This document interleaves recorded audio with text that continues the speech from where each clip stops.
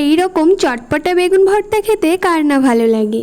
বেগুন ভর্তা করার জন্য আমি যা যা নিয়েছি, রসুন, কাঁচা লঙ্কা, টমেটো আর বেগুন। তোমরা যে কোনো রকমের বেগুন নিতেই পারো। আমি এখানে সরু লম্বা বেগুনটা নিয়েছি আর পিস করে টুকরো টুকরো করে নিয়েছি। কড়াইয়ের মধ্যে তেলটা দিয়ে দিয়েছি। তেলটা গরম হয়ে গেলেই আমি এর মধ্যে কেটে রাখা বেগুনগুলোকে একে একে গোটা গোটা দিয়ে দেব। সামান্য একটু রসুনও দিয়ে দেব, সাথে লবণ দিয়ে ভালো করে এটাকে একটু ভেজে নেব। কিছুটা ভেজে নেওয়ার পরেই এটা কিন্তু একটু নরম নরম হয়ে যাবে। যখন নরম নরম হয়ে যাবে তখন কিন্তু আমাদের এই টমেটোর খোসাটাও উঠে আসবে।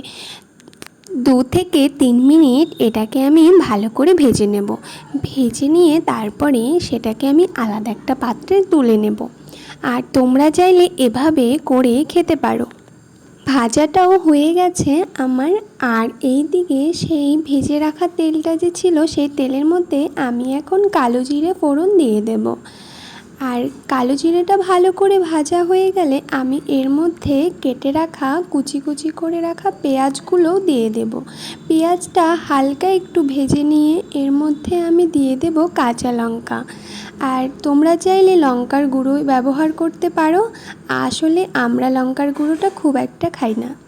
তো তার মধ্যেই আমি দিয়ে দেব জিরে গুঁড়ো, হলুদ আর দিয়ে দেব সামান্য পরিমাণ লবণ। সেটাকে আমি ভালো করে ভেজে নেব। তারপরে এই দেখো ভেজে রাখা বেগুন আর টমেটোটাকে আমি একটা চামচের সাহায্যে পেস্ট করে নেব। পেস্ট করে রাখা এই বেগুন আর টমেটো এখানে আমি দিয়ে দেব। কিছুক্ষণ এটাকে ভালো করে ভেজে নেব। তোমরা কিন্তু বাড়িতে বানিয়ে অবশ্যই একবার রুটির সাথে খেয়ে দেখবে। খুবই টেস্টি আর ভীষণ সুস্বাদু। আমার তো ভীষণ পছন্দের। তোমাদের কেমন লেগেছে ভিডিওটা অবশ্যই আমাকে কমেন্ট করে জানিও। আর আমার পেজে নতুন ভিডিও দেখতে হলে আমার পেজটাকে ফলো করে রেখো।